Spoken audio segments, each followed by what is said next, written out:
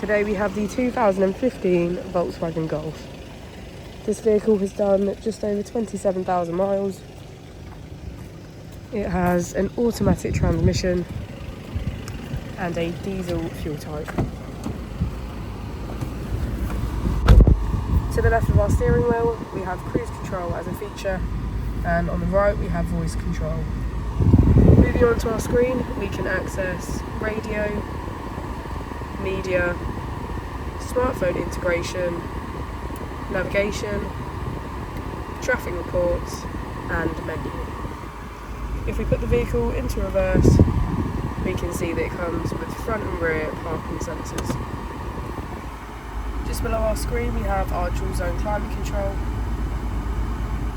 with heated seats on either side.